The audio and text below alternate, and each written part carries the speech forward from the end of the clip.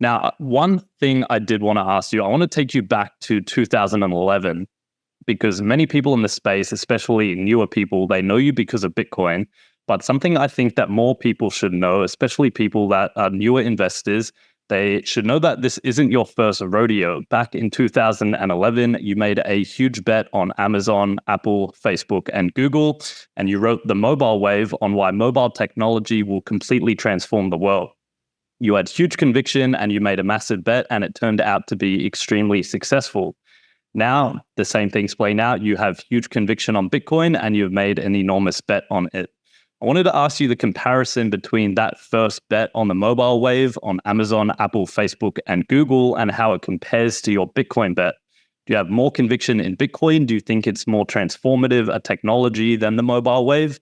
And back in 2011, if you compare it to Bitcoin today, was mobile tech as misunderstood by investors than Bitcoin is now?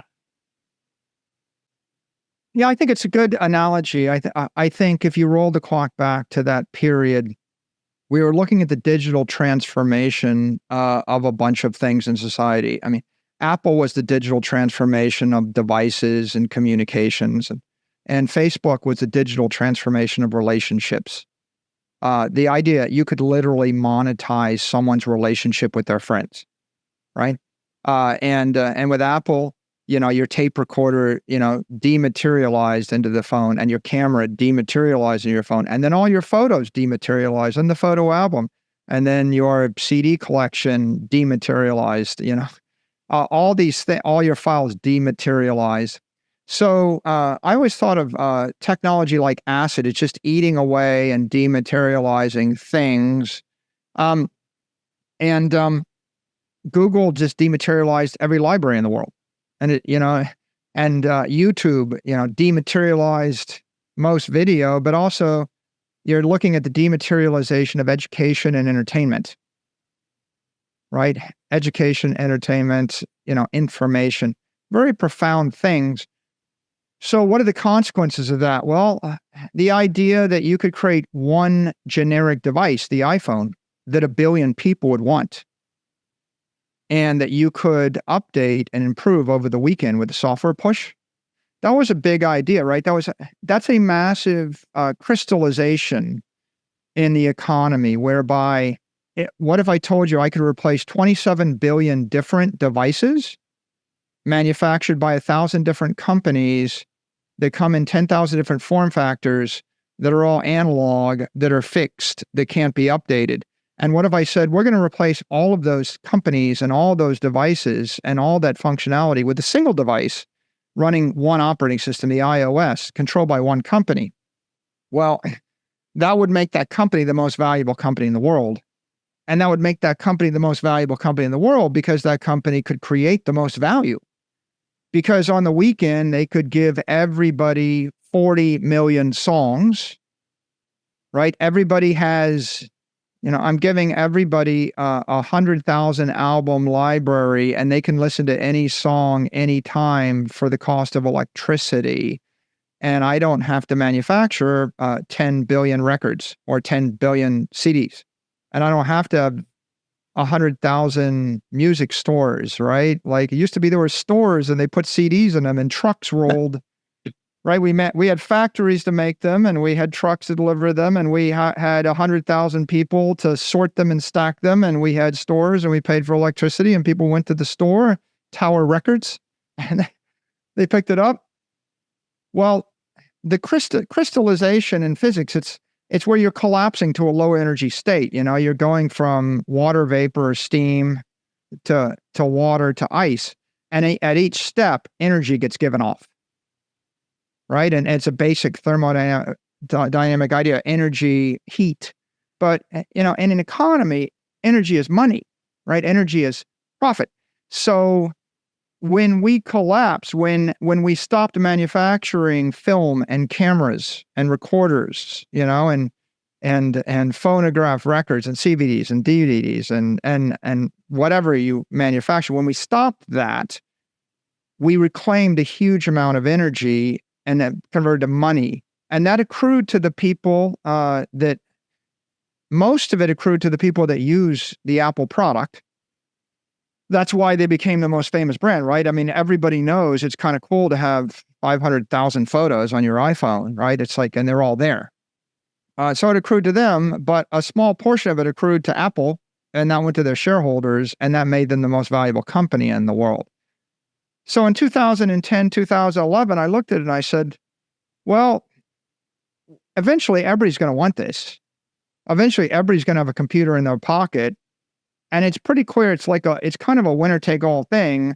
Apple ended up generating all the profit in the mobile phone industry, and everybody else lost money to compete with them.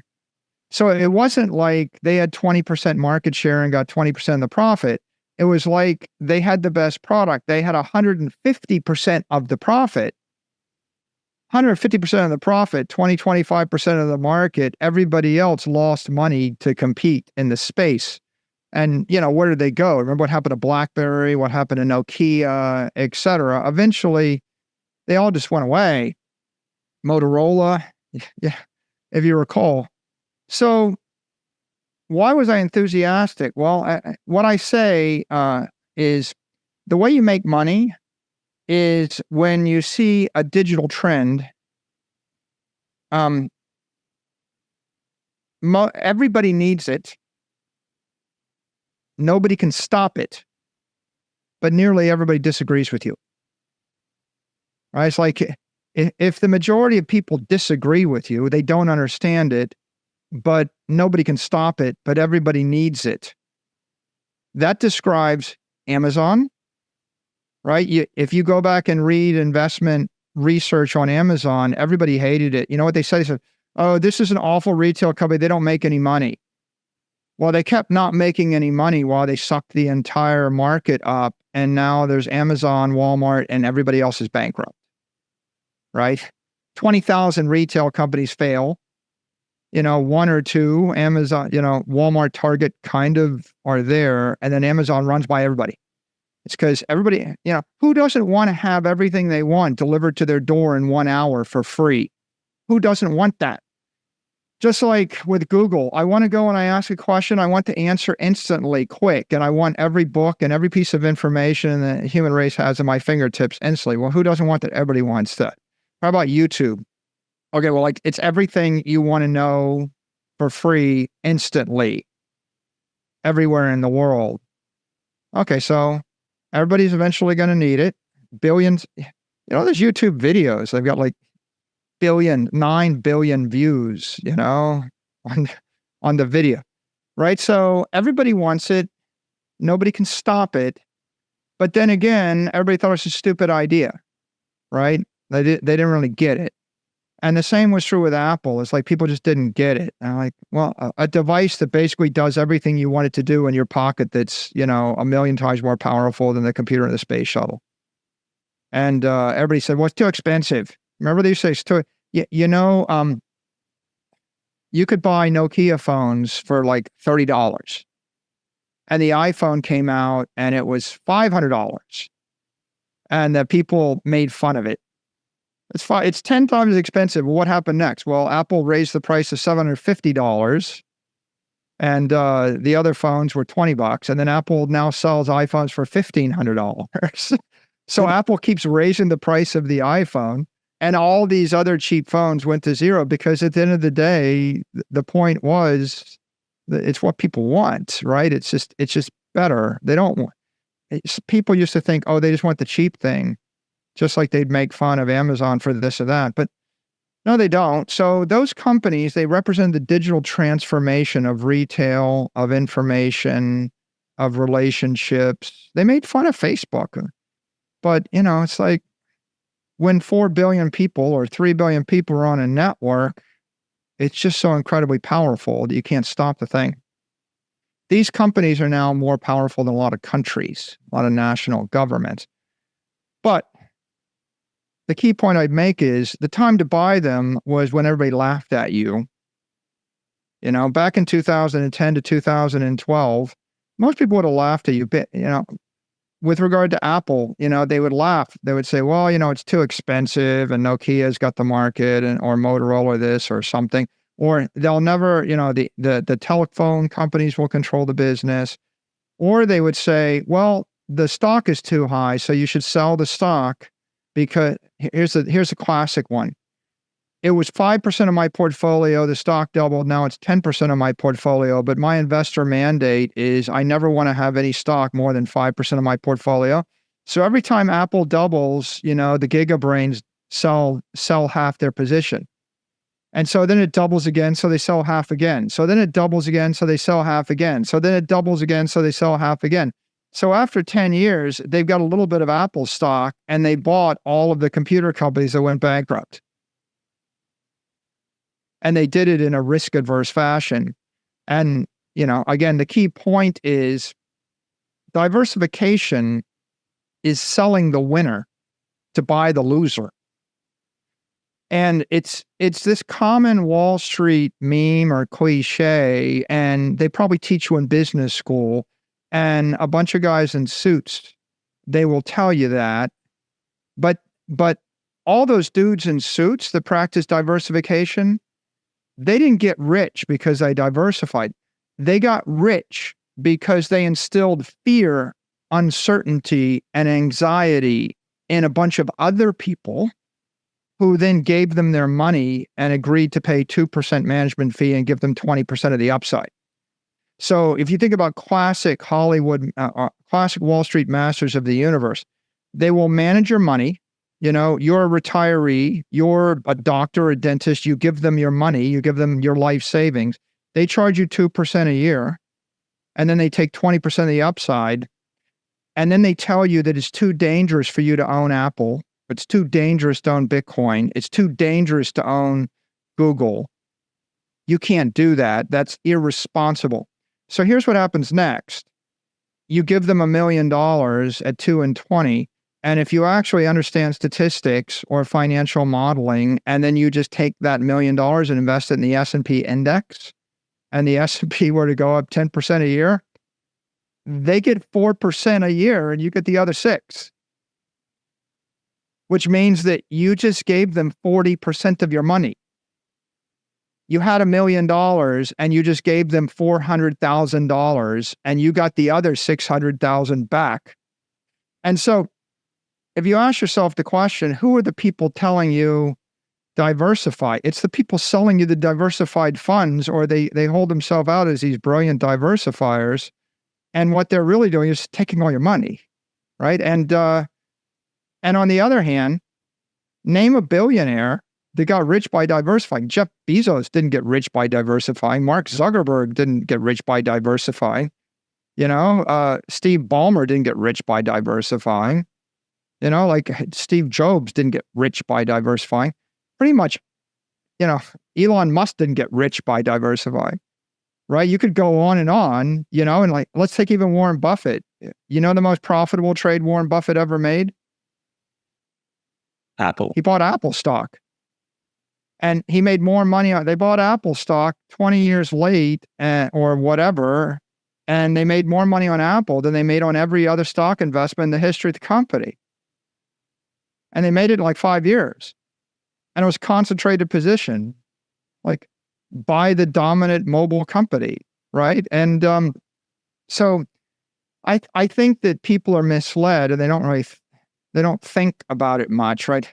If everything, by the way, it's no good to diversify if everything's correlated. For example, you could buy every possible company in Nigeria, but if they're all correlated to the Nigerian Naira and the currency collapses, what good was diversification? So you really have to think about this. It's like I wouldn't say that there aren't successful people that happen to be diversified.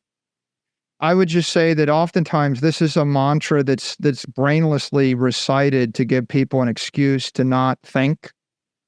And it's like, well, I got to diversify, so I own 37 different things. So that means you don't really understand any of the 37 things you own.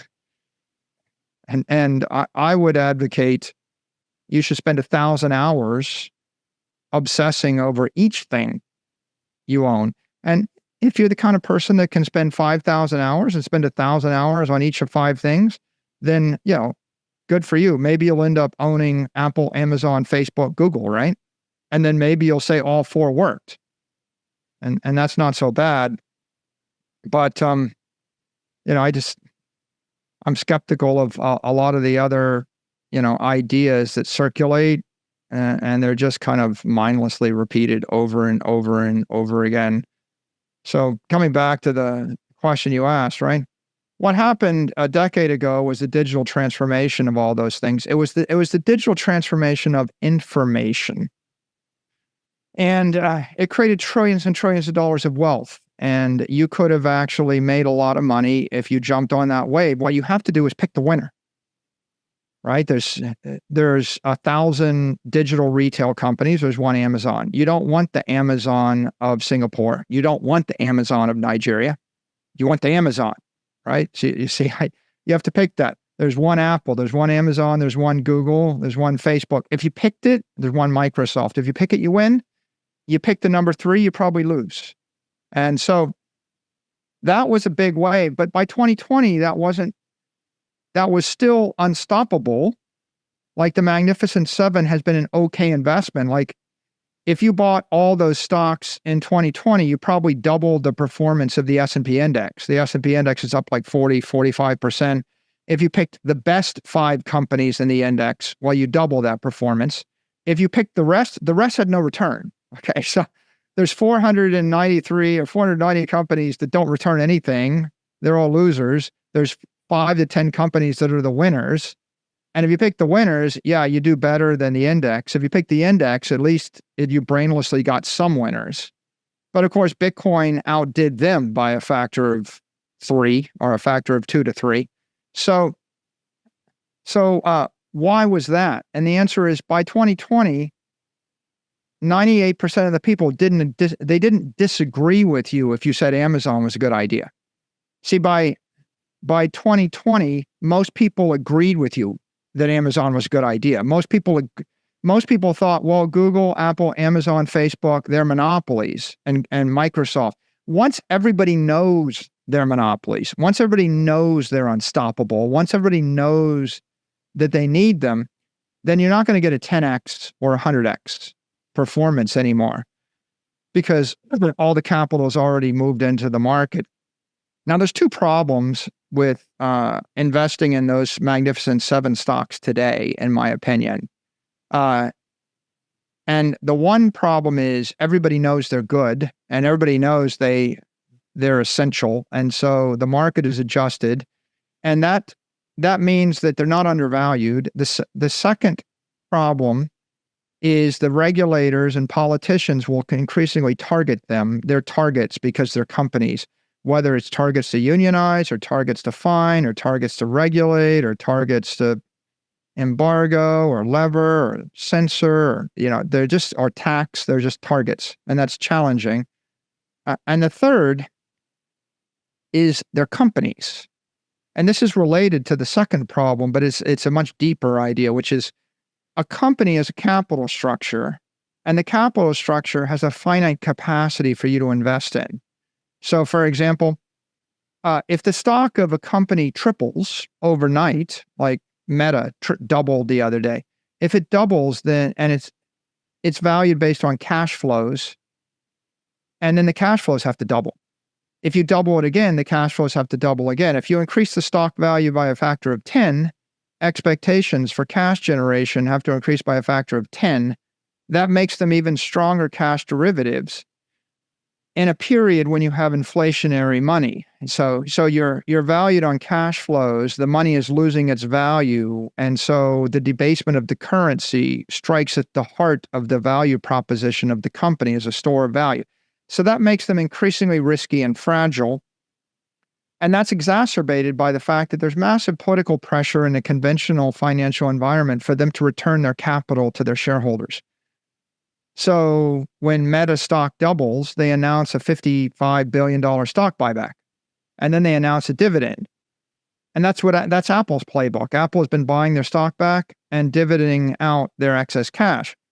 Well, the problem is the company is valued, or the stock is valued almost exclusively on the P&L, or that is to say, the discounted value of the cash flows as expected into the next future, the next decade of cash flows.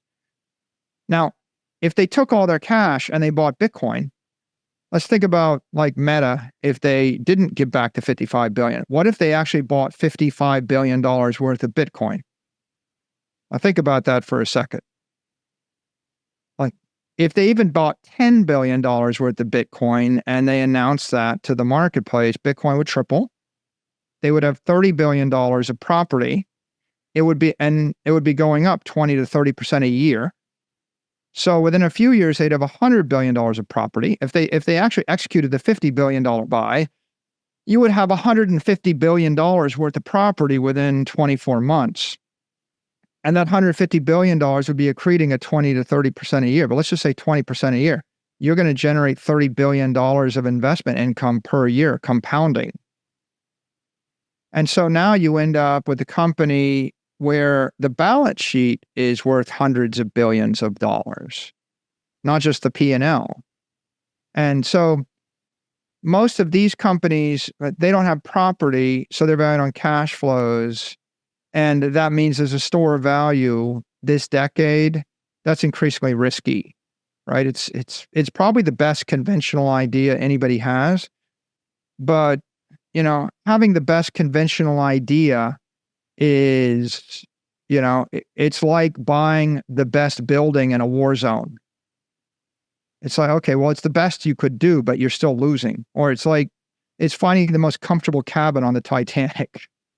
Like, the ship is sinking. You have the presidential suite. Good for you. Now, I think that's hyperbolic in this case. I don't think the Magnificent Seven are sinking, but I think that when you're stuck in a certain frame of reference, there are just various degrees of mediocre outcome. There isn't winning. In order to win or get an excellent outcome, you have to think outside the box. And that means if you're in a war zone, you got to leave. If you're buying currencies that are denominated in a collapsing currency, whether it's a peso or a lira or a naira or whatever, you got to get out of that currency. If you're buying currency derivatives denominated in dollars, forward discounted, and the dollar is going to be inflated at 7 to 8% a year, well, that's your hurdle rate. You're going to have to grow your cash flows faster than 8% a year. Now, how many companies can grow their cash flows 15% a year for the next 20 years? Okay, now you might find some. Now the question is, can you protect them against politicians, foreign and domestic? Right? If your local politicians like you, will the foreign politicians like you, or vice versa? So those kind of investments, they're very fragile, and I think you got to be aware of them. And so I guess that's why I did what I did a decade ago. It paid off really well. But when 2020 came, the entire world changed. And the question is, what's the next thing? Yeah, Bitcoin's the next thing. But Bitcoin is like, I've said it before, it's kind of like Apple or Google in 2010. Misunderstood. Everybody needs them. Nobody can stop them. But it's a bit better because Bitcoin is an asset class. And so its target use case is store of value for the civilization, which means that there's no reason why it doesn't subsume gold, and gold's worth 10 trillion as a store of value. Why can't it subsume real estate at 100 trillion? Why can't it subsume all store of value property, which gets you to 200, 300, 400 trillion? And the more valuable it gets, the more useful it gets, right? The fundamental big idea, and it's very difficult to explain this to people, but if Bitcoin increases in value by a factor of 100 because people buy it as a store of value, it's 100 times more valuable. Whereas if Apple stock is 100 times higher priced, the cash flows in the next 20 years have to keep up, right? And people that criticize Bitcoin, they say, well, it's got no cash flows. Well, that's not the defect. That's the feature. It's not a liability. It's the fact that it's something that is not valued on cash flows means it's never going to miss its quarterly cash flow expectations, right? In fact, it's a reflection of the cash flows that have flowed into it. And so Bitcoin is just a much more powerful idea. It's the digital transformation of capital, right? It's not digital information, it's digital energy, right? Energy is matter, energy is capital, energy is property, right? And so Bitcoin is digital energy. Google and Apple and Amazon, they were all about digital transformation of information. And I think that was the 30 years. It was a 30-year trend. I just think we're kicking off another 30-year cycle. And Bitcoin is this big driver of this digital transformation of energy. I use the word energy because energy is conservative, right? It can neither be destroyed nor created. There's conservation of energy, just like capital, right? I send you $1 billion, you get the billion, I don't have the billion, right? Whereas when I send you my record collection, you've got the records, I've still got the records. You see? I send you my photographs, you've got the photos, I've got the photos. So information is non-conservative. Energy is conservative. Bitcoin represents the digital transformation of capital, right? Most people don't agree. Most people don't even understand, right? Right. The beauty of this is it's not that they understand and they disagree. It's like you say Bitcoin is digital energy, and even the people in the crypto space will disagree with me. They're like, what do you mean? No, it isn't. It can't be. Like, that's not what it is. They don't get it, right? And so that's a paradigm shift so profound that you can say it in front of someone, and unless you have 100 hours to show them 100 examples and can conduct a Socratic tutorial for them and answer their 100 questions and show them 3-dimensional visualizations and then make 100 connections.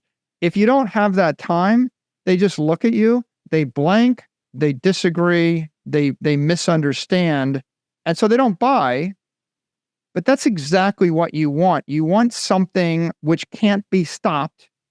The fact they don't agree and they don't understand doesn't mean it's stoppable any more than I start a fire in Chicago and it's burning. It's like, you might not understand it's a fire. You might not know fire. You might wish there isn't a fire, but the fire's coming, right? It's not stoppable, right? It's a chain reaction. And this is a chain reaction right now. That's what makes it, I think, such a compelling proposition.